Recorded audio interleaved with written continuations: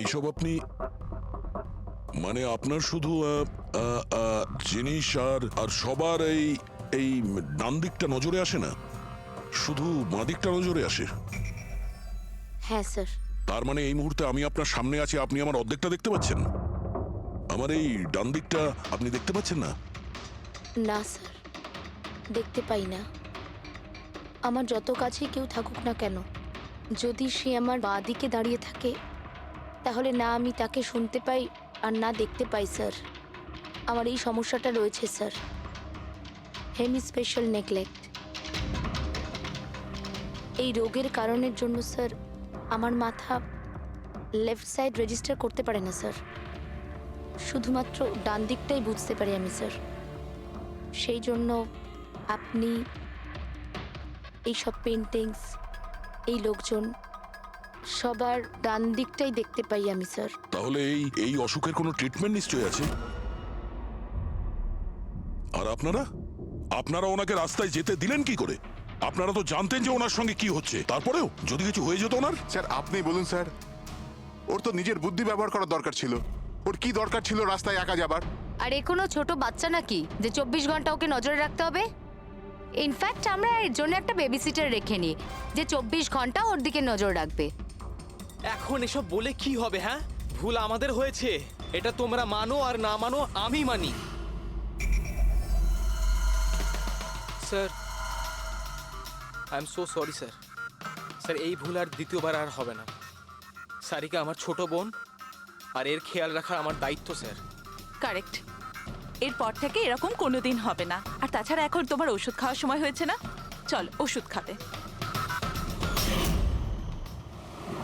Sir এটা তো খুবই ভয়ঙ্কর রোগ। যদি কেউ ওর লেফট সাইডে সোজাসুজি অ্যাটাক করে তাও ও বুঝতে পারবে না। এক্স্যাক্টলি, এই ব্যাপারটাতেই আমার ভয়। এক তো এই অসুখ, তার উপরে কোটি টাকার সম্পত্তির একলা ওয়ারিশও। সারিকার মা বাবা একটা অ্যাক্সিডেন্টে মারা গেছে, সারিকা বেঁচে গেছে, কিন্তু ওর এই হেমি স্পেশাল নেকলেট অসুখ হয়ে গেছে। ওর আশেপাশেও দেখভাল করার জন্য তো অনেক লোক আছে, কিন্তু তার মধ্যে জানি না কতজন আছে যারা সৎভাবে ওর ওর ভালো চায়। এরকম কেন মনে হচ্ছে তোমার? অভিজিৎ, ওই উইল অনুযায়ী সারিকার পরে পুরো সম্পত্তি এই আত্মীয়দেরই পাওয়ার কথা। আর আমার প্রথম থেকেই এদেরকে খুব একটা ভালো লাগছে না। আর এই কিছুদিন আগে আমি ওর বার্থডে পার্টিতে গেছিলাম। চলো সারিকা, এবার কেকটা কাটো। দাদা আর 2 মিনিট ওয়েট করে যাই, দয়া স্যার হয়তো চলে আসবেন। আমি ওনাকেও ইনভাইট করেছি। অন্তত আমাদেরও বলতে পারতে। আরে কে কি বললো না ভাই? Oh I am so sorry, আসতে একটু দেরি হয়ে গেল। Many many happy returns of the day, happy birthday. I will take it, দাও। আপনি আপনাকে ঠিক চিনতে পারলাম না। আমি বলছি, এ হলো কৃতি। সারিকার মতো পেশেন্টদেরকে হ্যান্ডেল করার জন্য ইনি ট্রেনিং নিয়েছেন, আর আমি ইনাকে 24 ঘন্টা সারিকার সাথে থাকার জন্য অ্যাপয়েন্ট করেছি। আশা করি আপনি সারিকাকে নিয়ে আর চিন্তিত হবেন না। একদম। আর আমাদেরও মনে হয় যে কৃতি থাকলে সারিকা সেফ থাকবে। অ্যাবসলিউটলি। আমারই ভুল হয়েছে, শুধু আমার ভুল। আমার সারিকাকে ওদের ভরসায় ছাড়া উচিত হয়নি। আমার মেরে দিয়েছে হয়তো ওরা ওকে। বাড়ি এসে গেছে।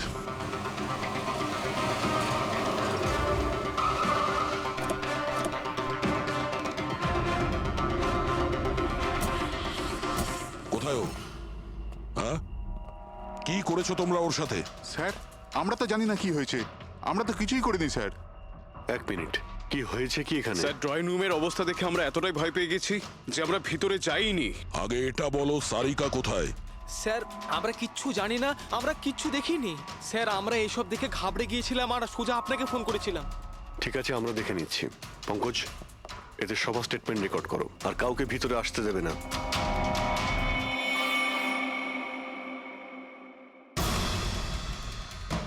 সারিকা, সারিকা, কেউ আছেন? এখানে তো মনে হচ্ছে অনেক কিছুই হয়েছে।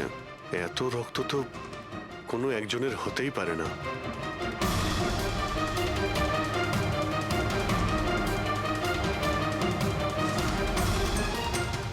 স্যার,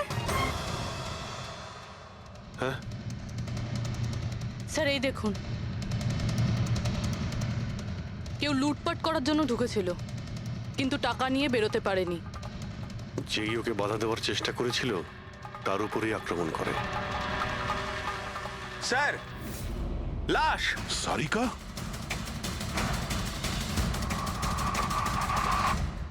ও নো। মানালি তো এ। এরপর থেকে এরকম কোনোদিন হবে না।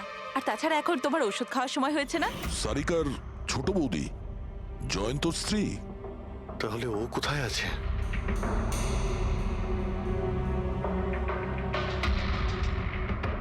ও নো। দয়া, হ্যাঁ? এ হলো কৃতি। সারিকার মতো পেশেন্টদেরকে হ্যান্ডেল করার জন্য ইনি ট্রেনিং নিয়েছেন। এটা তো কৃতি। তুমি চেনো? হ্যাঁ, কৃতি স্যার, পালস চলছে, এখনো বেঁচে আছে। এ সারিকার রুমের বাইরে। সারিকা? সারিকা? ফ্রেডি, এক্ষুনি অ্যাম্বুলেন্সের ব্যবস্থা করো, একে হসপিটালে পাঠাতে হবে। সারিকা? সারিকা?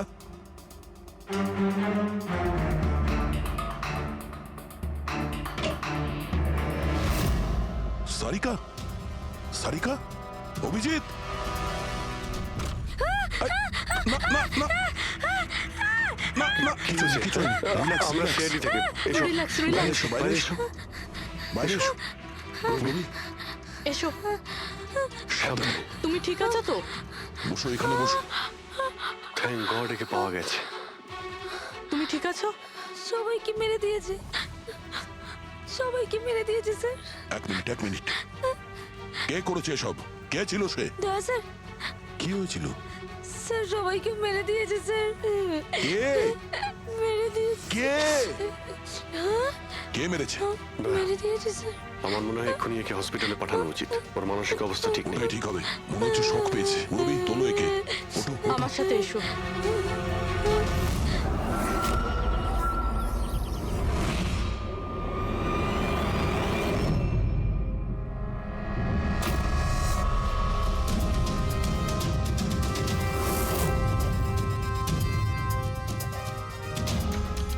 স্যার, আপনি আমাকে ঘরে কেন যেতে দিচ্ছেন না? আমার বউ খুন হয়েছে।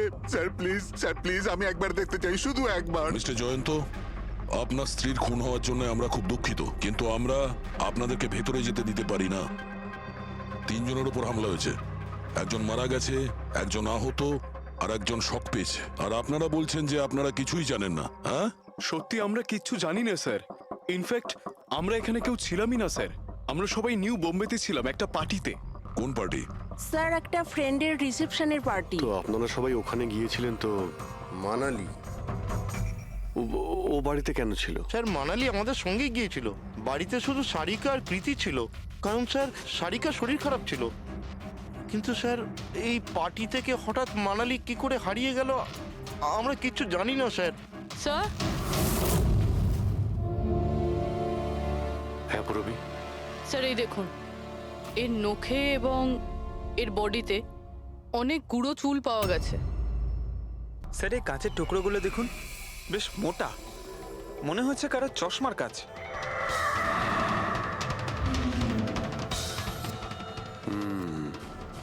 চশমারই মনে হচ্ছে। রেখে দাও সাবধানে। এই টেনে নিয়ে যাওয়ার চিহ্নের সঙ্গে রক্তের ফোঁটা।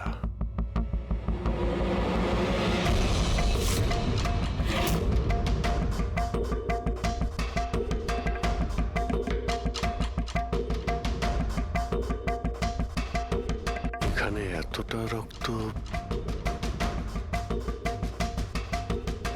মানে এখানে এসে দাঁড়ায় আর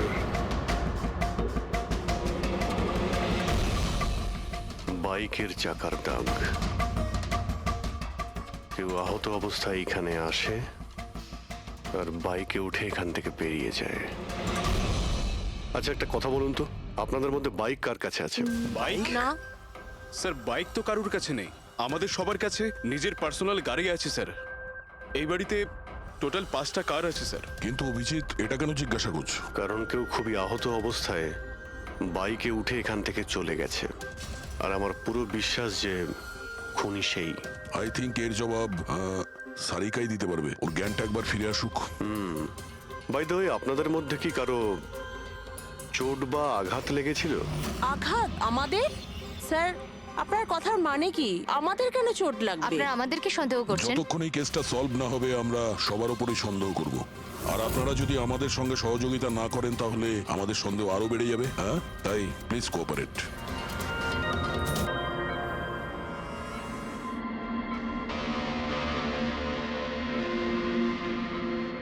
সারিকা,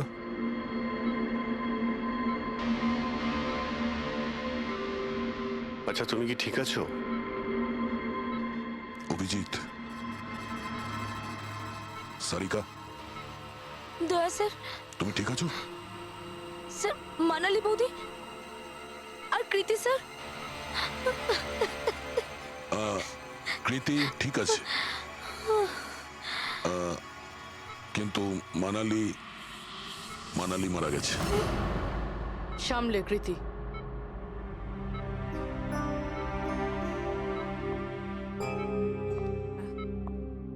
কৃতি, কৃতি, তুমি ঠিক আছো তো? I am so glad you okay. Thank God তুমি ঠিক আছো।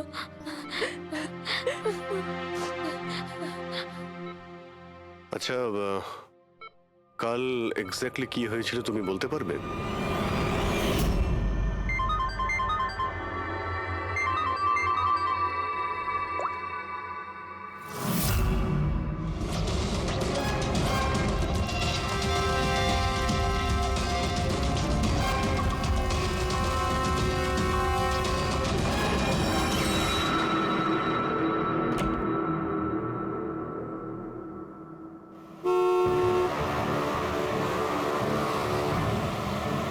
বৌদি,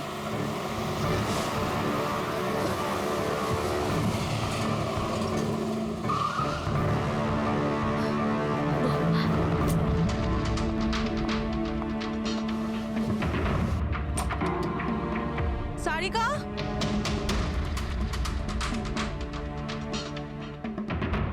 সারিকা, সারিকা কোথায় তুমি? বৌদি, সারিকা, সারিকা,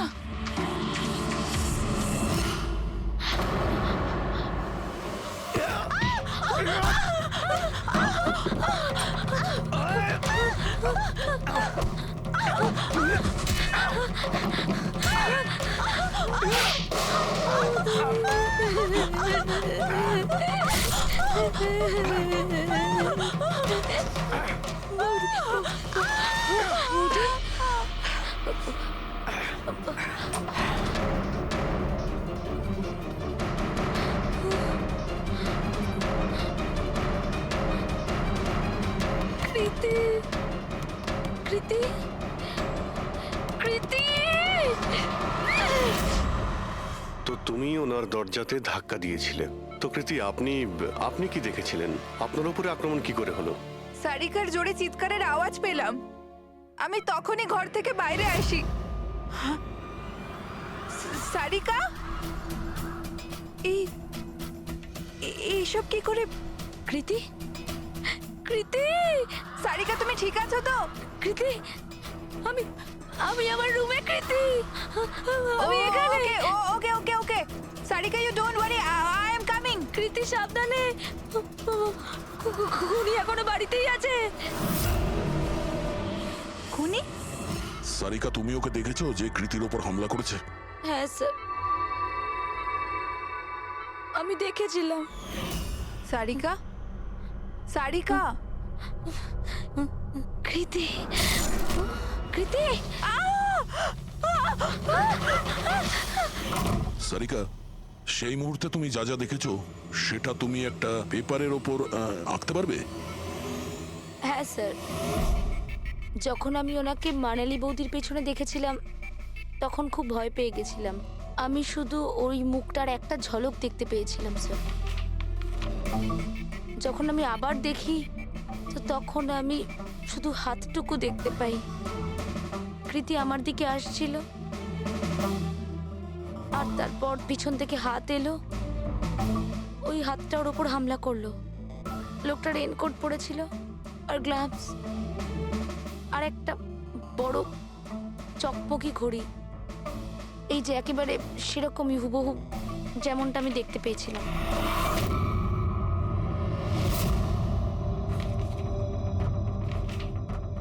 আই হোপ এই অর্ধেক ছবিগুলো দিয়ে আপনারা কিছু উপকার পেয়ে যাবেন হয়তো। চিন্তা করো না, এই অসম্পূর্ণ ছবিটা আমরা কমপ্লিট করব। ফেডরিক, মনোহরের কাছে এই পেন্টিং গুলো নিয়ে যাও আর বলো যে এই স্কেচ যেন কমপ্লিট করে। Sarika, thank you so much. আপনি যেতে পারেন, টায়ার্ড হয়ে গেছেন হয়তো। চলো সারিকা।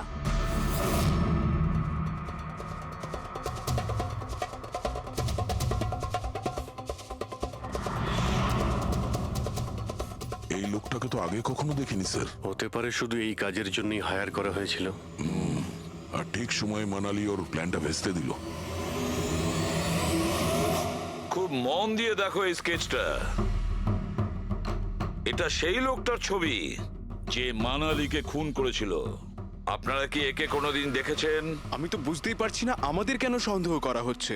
এক্স্যাক্টলি, আমরা সবাই সারিকার আপনজন, আর আজ আমরা বিজনেসের সব কাজ ছেড়ে এখানে এসেছি শুধুমাত্র সারিকার জন্য। আর আপনাদের মনে হচ্ছে আমরা ওকে মারতে চাইছি? স্যার যে মারা গেছে ও আমার বউ স্যার, আর সারিকা আমার বোনের মতো।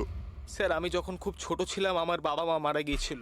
সারিকার বাবা মাই আমাকে আদর যত্ন করে বড় করে তুলেছে। আমি আজ যা কিছু হয়েছি ওনাদের দুজনের জন্যই হয়েছি।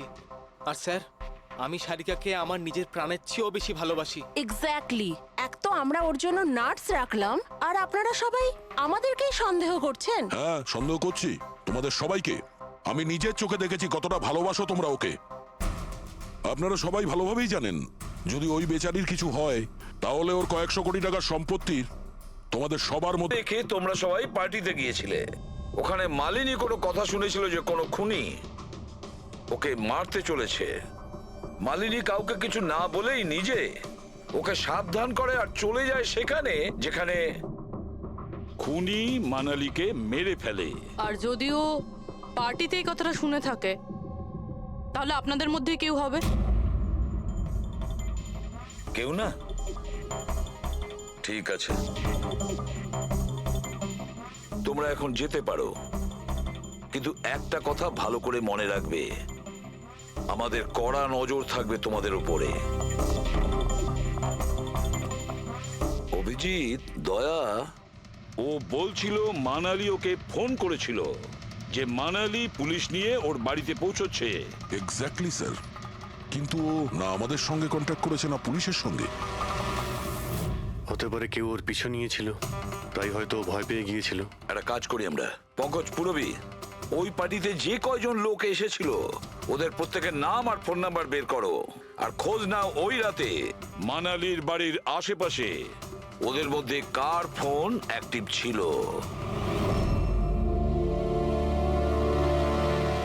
স্যার, হ্যাঁ স্যার, ওই রাতে ওখানে 250 লোক ছিল, কিন্তু স্যার একজন হচ্ছে ঈশান।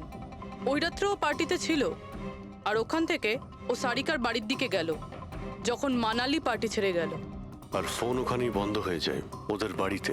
স্যার, আর একটা আজব ঘটনা ঘটেছে।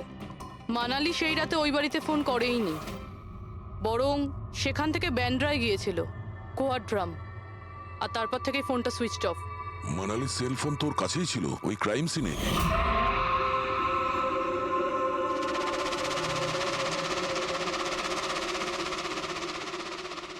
Switch off? আচ্ছা, এমনটা নয় তো যে ওই ফোনটা আসলে ঈশানের ফোন, ভুল করে ওখানে পড়ে গিয়েছিল? মানে ঈশান সেই রাতে সারিকা ভিলা এসেছিল। ডাকো ওই ঈশানকে বিউরোতে। স্যার, আমি করেছিটা কি? আমাকে এখানে কেন ডাকা হয়েছে? ঈশান, একটু আপনার চশমাটা খুলবেন? চশমা? স্যার, এটা তো উইদাউট নাম্বারের চশমা, এটা তো আমি রেগুলার পড়ি না। ডক্টর সালুকের কাছে নিয়ে যাও এটা। স্যার, আমাকে এটা তো বলুন, আমি করেছিটা কি? আমরা আপনাকে এখানে মানালি মার্ডার কেসের ব্যাপারে ডেকেছি। ক্রাইম সিনে আমরা চশমার ভাঙা কাঁচ পেয়েছি। আপনার চশমাটাকে ওই কাচের সঙ্গে ম্যাচ করিয়ে দেখব। কিন্তু স্যার, আমি তো ওই জায়গায় যাইনি। যদি তুমি নাই গিয়ে থাকো তাহলে তোমার ফোন ওখানে ওই ভিলাতে কি করছিল? আর মানালির ফোন তোমার বাড়িতে মান্দ্রাতে কিভাবে পৌঁছলো? ওই স্যার পার্টিতে আমাদের ফোন এক্সচেঞ্জ হয়ে গেছিল, কারণ আমাদের ফোন দুটো এক। কি হলো মানালি ম্যাডাম, আপনাকে চিন্তিত মনে হচ্ছে? চিন্তিত আমি? না তো, আসলে আমি ওই জয়ন্ত আর আকাশকে খুঁজছিলাম। আপনি ওদের কোথাও দেখেছেন? হ্যাঁ, ওরা দুজন ভেতরেই হবে। আসলে কি হয়েছে, এত চেঁচামেচি আর এই ডিস্কোতে আমি কিছু বুঝেই উঠতে পারছি না। আপনি প্লিজ আমাকে একটু হেল্প করে দেবেন ওদের খুঁজে পেতে? আমি ওদের ভেতর থেকে আপনার কাছে পাঠাচ্ছি।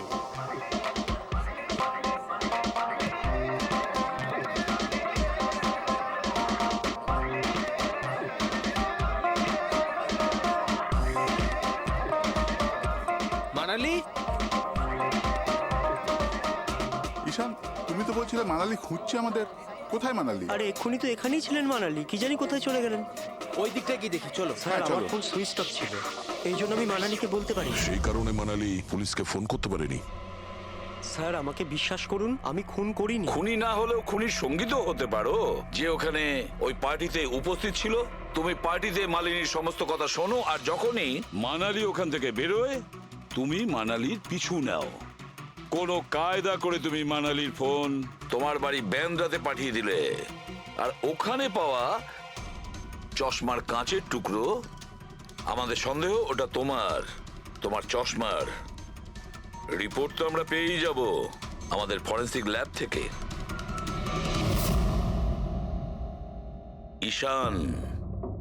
ঈশান, শুধু ঈশানের কাছে কোনো কারণ নেই, কিন্তু সবার কাছেই কোনো না কোনো কারণ আছে সারিকাকে মারার জন্য। দিয়া আর অভয়, এদের দুজনের তো টাকার খুব প্রয়োজন ছিল, হতে পারে এরা দুজন করেছে। আর এদের প্রত্যেকের কাছে একটাই অজুহাত আছে, যে ওরা রিসেপশনের পার্টিতে ছিল। স্যার এরা সবাই ওই রিসেপশন পার্টিতে প্রেজেন্ট ছিল, কিন্তু কোনো একজন খুনিকে ফোন করে সারিকা ভিলায় যেতে বলেছিল লেফট দিয়ে, যাতে সারিকা কিছু বুঝতে না পারে। তারপর সারিকাকে মারবে, কৃতিকে মারবে, আর সবাই ভাববে দেখে যেন মনে হয় চুরি করার উদ্দেশ্যে খুনটা হয়েছে। আর এই সব কিছুই মালিনী শুনে ফেলে। তারপর ননদকে বাঁচানোর জন্য ও বাড়ি ফিরে আসে, কিন্তু ও সেখানে খুন হয়। কিন্তু মারা যাওয়ার আগে ও খুনিকে আহত করেছিল। খুনি যাওয়ার সময় কৃতির উপরে হামলা করে, লুটের মাল আর ওর ননদকে ফেলে তারপরে সে বাইকে করে পালিয়ে যায়। শুধু একবার এই খুনির ব্যাপারে কিছু যদি জানতে পারি না, কিছু, তাহলে ধরে নাও মাস্টার মাইন্ড আমাদের হাতে। স্যার খুনির বাইকের টায়ারের চিহ্ন, আশেপাশে পড়ে থাকা রক্তের ফোঁটা সব চেক করেছি, কিন্তু কিচ্ছু জানতে পারিনি। স্যার মনে হয় যে খুনির কোনো পাস্ট রেকর্ড নেই। এর মানে হলো খুনি কোনো পেশাদার অপরাধী নয়। স্যার মানালির জামা কাপড় থেকে আর নখ থেকে যে চুলগুলো পাওয়া গেছে, সালুঙ্কে স্যার সেটা টেস্ট করছে, হয়তো কিছু পাওয়া যাবে।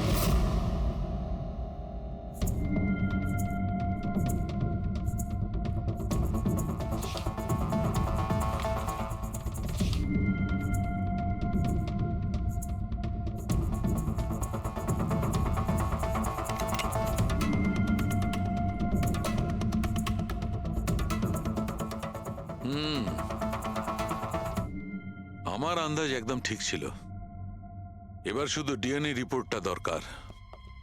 হ্যাঁ সালুকে বস, হ্যাঁ একটা কথা ঠিক যে ঈশান খুনি নয়, কারণ ক্রাইম স্পট থেকে এই যে চশমার লেন্সের ভাঙা টুকরো পাওয়া গেছে, এইগুলো ঈশানের চশমার সঙ্গে ম্যাচ করছে না।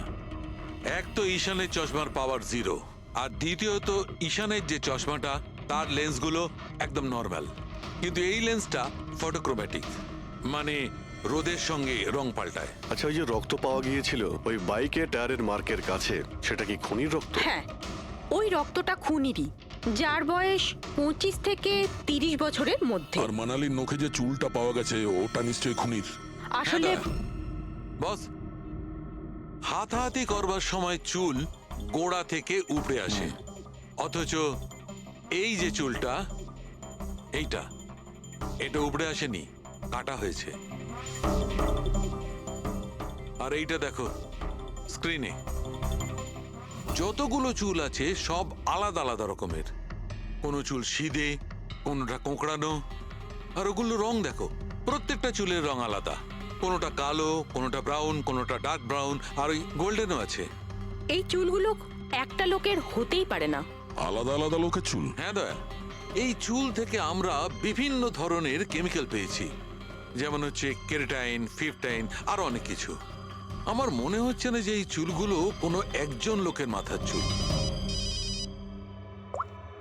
Hello? Oh good, very good, thank you very much, good news, bye. DNA টেস্টের রিপোর্ট, এই রিপোর্ট এই বিষয়টা কনফার্ম করছে যে এই যে চুলগুলো সেগুলো কোনো একজন ব্যক্তির চুল নয়। যে লোকটার ড্রেসের ওপর আলাদা আলাদা চুল আছে, আলাদা আলাদা লোকের কাটা চুল, সেই লোক কোনো বড় সেলুনে কাজ করে, হেয়ার স্টাইলিস্টের।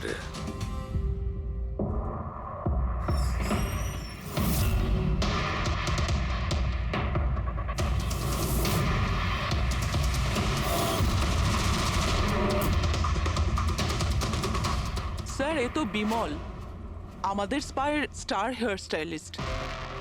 স্যার, এখানে যেই আসুক না কেন সবাই ওর কাছেই হেয়ার স্টাইল করতে চাইতো। কিন্তু স্যার, এই কিছুদিন ধরেই হলো এই টাকা পয়সা নিয়ে ভীষণ চিন্তিত থাকতো। এর জুয়া খেলার খুব অভ্যাস ছিল। কিন্তু স্যার, এই খুন করবে এটা স্যার আমি একদম ভাবতেই পারছি না। যাই হোক, এখনো কোথায় আছে বলতে স্যার, পারবেন? একে এখন কোথায় পাবেন এটা আমি বলতে পারবো না, তবে কিছুদিন যাবত এখানেও কাজে আসছে না, আর নাও ও আমার ফোন তুলছে। আপনি ওর ফোন নাম্বার আর অ্যাড্রেসটা দিন আমাদের। হ্যাঁ স্যার, আমি এখনই আনছি।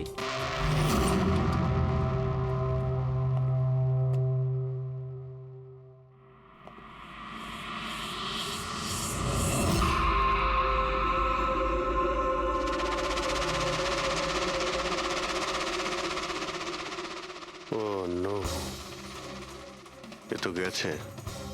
বিষ খেয়েছে। এখানে আঘাত লেগেছে, আর এই কাঁধেও নখের চিহ্ন। মানে এই হলো সেই যে মানালিকে খুন করেছে। দেখো কিছু পাওয়া যায় কিনা।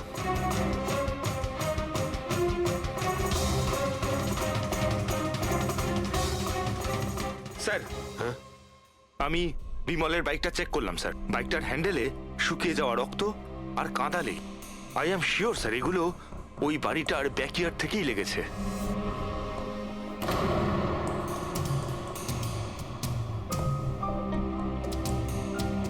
স্যার, স্যার, এই ভেঙে যাওয়া চশমা আর এই রেনকোট পেয়েছি।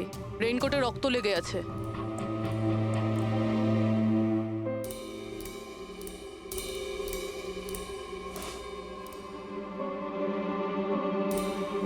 এই দেখতে পাচ্ছ,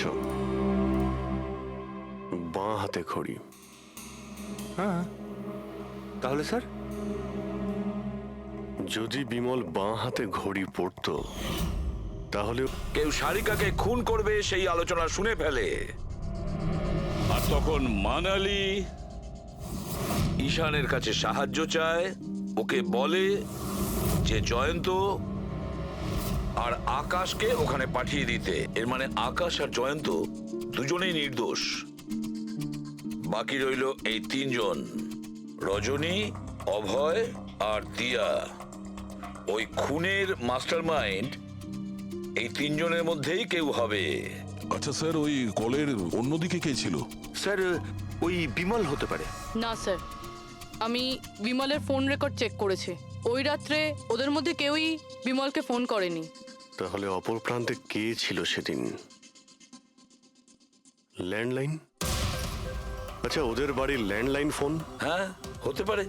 ফ্রেডি, পঙ্কজ, একটু খোঁজ নিয়ে দেখো তো 11টার আশেপাশে ওদের ল্যান্ডলাইনে কেউ ফোন করেছিল কিনা। ওই মেয়েটার কথা অনুযায়ী খুনির ডান হাতে ঘড়ি পড়েছিল, যেখানে বিমল বাঁ হাতে ঘড়ি পড়েছিল। আরও এটাও বলেছিল যে খুনি যে রেনকোট পরেছিল সেটা ব্লু কালারের ছিল, কিন্তু আমরা বিমলের বাড়ি থেকে যে রেনকোট পেয়েছি সেটা কালো ছিল। হতে পারে সারিকা কিছু ভুল করেছিল, ঠিকমতো দেখতে পাইনি ও। স্যার, স্যার, ওই রাতে 11:30টার সময় বাড়িতে কেউ ফোন করেছিল। কে ফোন করেছিল? আপনারা সত্যি বলছেন এই সব কিছুর পেছনে আমার নিজের লোকের হাত আছে? একটু অপেক্ষা করুন, সব জানতে পারবেন। স্যার, আপনারা আবার কেন খোঁজ খবর নিচ্ছেন? একবার তো খোঁজ খবর নিয়েছেন। সেদিন প্রমাণ একত্রিত করার জন্য আর আজ কেস ক্লোজ করার জন্য। আপনি একটু অপেক্ষা করুন, এখনই সবকিছু জানতে পেরে যাবেন। স্যার, পেয়ে গেছি। কিন্তু এটা তো সেই রেনকোটটাই যেটা ওই খুনি পড়েছিল। এখানে কি করে এলো? বলছি, তুমি বলেছিলে যে মানালি তোমাকে দৌড়ে এইখানে বাঁচাতে এসেছিল।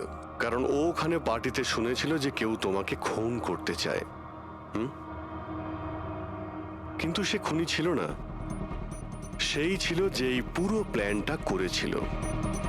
আর যার সঙ্গে ওর ফোনে কথা হয় সেও কিন্তু খুনি নয়, অন্য কেউ ছিল। সেই সময় এই বাড়িতেই সে তোমার সঙ্গে উপস্থিত ছিল। বাড়িতে?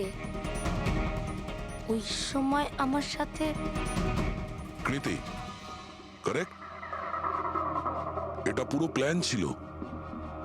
খুনি কাজ ভেঙে বাড়ির ভেতরে ঢোকে, কিন্তু গন্ডগোল তখন হলো যখন ও মানালিকে মারলো সারিকা ভেবে। মানালি তো মারা গেল, কিন্তু মরার আগে ও খুনিকে এতটাই আহত করে দিয়েছিল যে খুনি এখানে সারিকাকে মারার জন্য দাঁড়ায়নি, পালিয়ে গেছে। Sir sir, 1 minute. যদি খুনি পালিয়ে গেল তাহলে কৃতিকে কে মারলো? কারণ সারিকা নিজের চোখে কৃতির ওপর হামলা হতে দেখেছে। হ্যাঁ, আমি দেখেছিলাম। ওই হাতটা এলো আর ও কৃতির ওপর হামলা করেছিল। হামলা তো হয়েছে, কিন্তু করলোটা কে?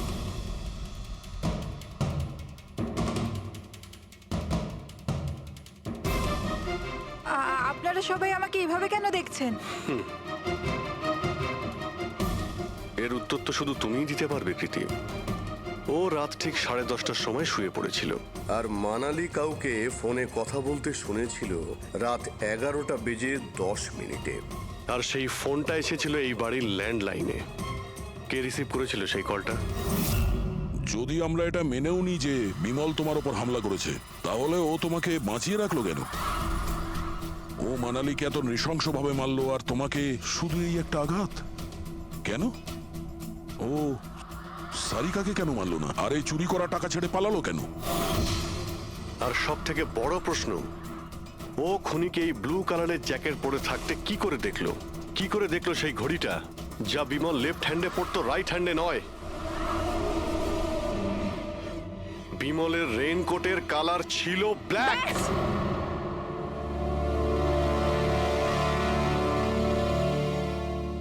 ঠিক চিনেছেন আপনারা।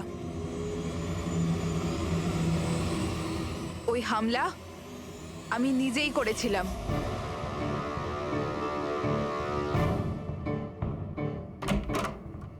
সারিকা, সারিকা কোথায় তুমি? মানালি এখানে এই সময়? Sarika,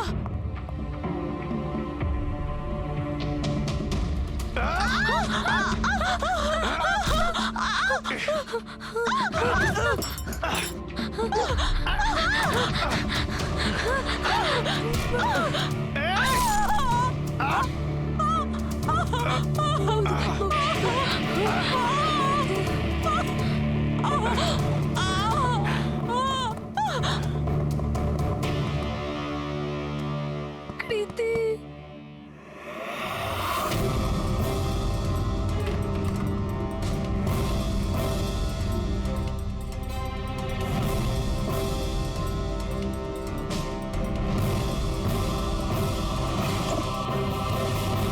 I am coming, Sarika, don't worry.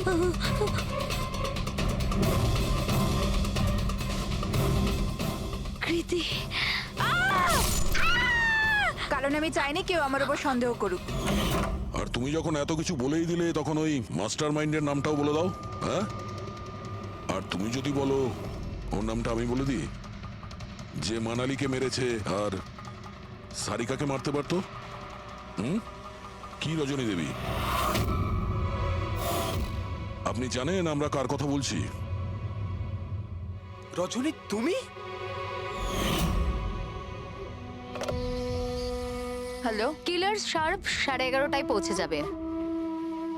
সারিকার খেলা শেষ, যে কোনো মূল্যে করতেই হবে। ওই আমার বাকি টাকাটা? তুমি তোমার পয়সা পেয়ে যাবে। ওকে।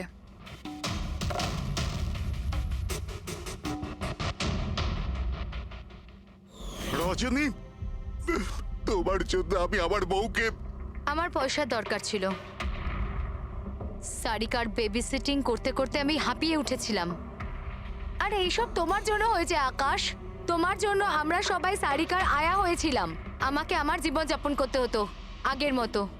এই জন্য আমি প্ল্যান করেছিলাম আর কৃতিকে বাড়িতে নিয়ে এসেছিলাম। পার্টিতে যাওয়াও আগে থেকেই ঠিক ছিল, যাতে আমি সময় পাই প্ল্যান করার। সব ঠিক চলছিল, শুধু বিমলের ব্যাপারে একটু ভুল হয়ে গেল। না হলে এত কিছু হয়ে যাওয়ার পরেও দেখছি তোমার কোনো অনুতাপ নেই, বরং নিজের প্ল্যান নিয়ে গর্ব করছো।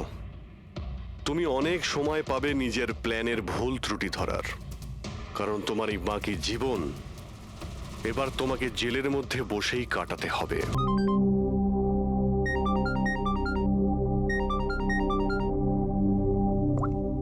Hello, hello Sarika, Sarika please তুমি নিজে ঘর থেকে বেরো আর কোথাও একটা লুকিয়ে পড়ো। লুকিয়ে পড়বো? কিন্তু কেন বৌদি, সব ঠিক আছে? হ্যালো সারিকা আমার কথা শোনো, তুমি টাইম ওয়েস্ট করো না, তুমি নিজের ঘর থেকে বেরো। আমি এই পার্টিতে এখানে শুনেছি তোমার জীবনের ঝুঁকি আছে, কেউ তোমাকে ওখানে মারতে আসছে। সারিকা প্লিজ ঘর থেকে বেরো। কি বলছো তুমি বৌদি? হ্যালো হ্যালো, ওই লোকটা যেই হোক ও তোমার লেফট সাইডে আসবে। আমিও পুলিশ নিয়ে আসছি ওখানে। প্লিজ প্লিজ তুমি টাইম ওয়েস্ট করো না, ঘর থেকে বেরিয়ে পড়ো। হ্যাঁ হ্যাঁ, কিন্তু বৌদি হ্যালো।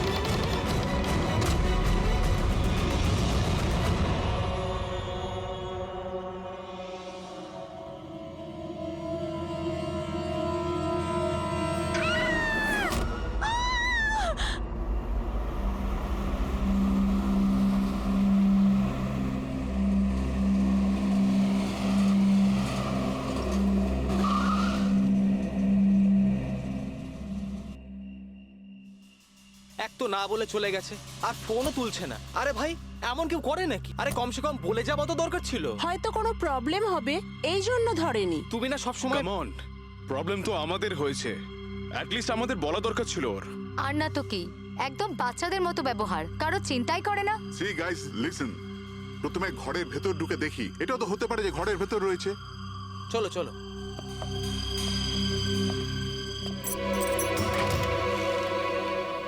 এখানে তো অন্ধকার কেন? আমি আলো জ্বালাচ্ছি।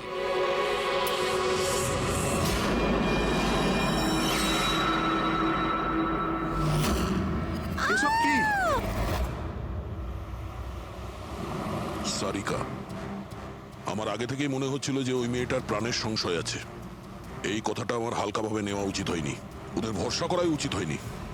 তুমি এত কেন ভয় পাচ্ছ? হয়তো মেয়েটা ঠিকই আছে। তুমি জানো না অভিজিৎ, এই মেয়েটার এমন একটা রোগ আছে যার কারণে যে কোনো সময় ওর জীবন যেতে পারে।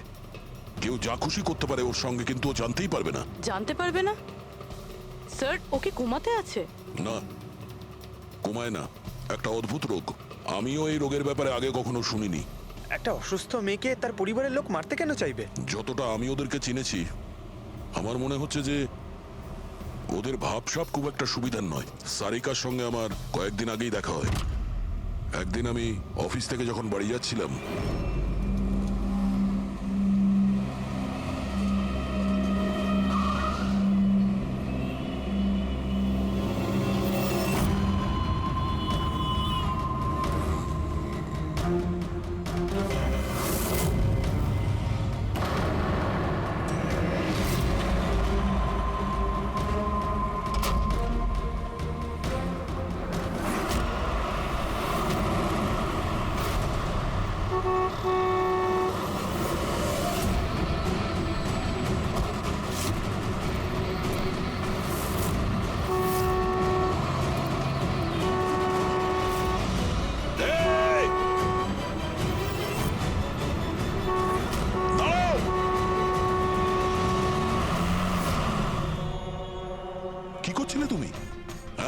এত বড় একটা ট্রাক সামনে থেকে বেরিয়ে গেল, তুমি দেখতে পাওনি? ও হর্ন বাজাচ্ছিল, তুমি শুনতে পাওনি? হ্যাঁ, আত্মহত্যা করার চেষ্টা করছিলে কি? মনে হচ্ছে দেখতেও পায় না, শুনতেও পায় না। কিন্তু এই রাস্তায় একা কি করছে? কে কে আছে এখানে? আকাশ দাদা, কে আপনি? কে? তার মানে আপনি দেখতে পান? তাহলে আপনি আমি আর ওই ট্রাক দেখতে পাননি? চাপা দিয়ে চলে যেত আপনাকে যদি আমি আপনাকে না বাঁচাতাম। সরি, আমি সত্যি দেখতে পাইনি। সারিকা, সারিকা তুমি ঠিক আছো তো? সারিকা, তুমি একলা কোথায় চলে গেছিলে? তোমার যদি কিছু হয়ে যেত তাহলে? আমি আগেই বলেছিলাম আমরা প্রপার্টি দেখতে যাচ্ছি, ওকে সাথে করে নিয়ে যাওয়ার কোনো দরকারই ছিল না, কিন্তু আমার কথা কেউ শোনেই না। রজনী প্লিজ থামো তুমি। ইনি ঠিকই বলছেন, আমি নিজে দেখেছি।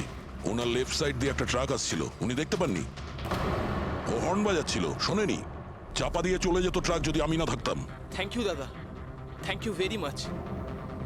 হ্যাঁ দাদা, সত্যি ও ট্রাকের আওয়াজ শুনতেও পাইনি আর দেখতেও পাইনি। তার মানে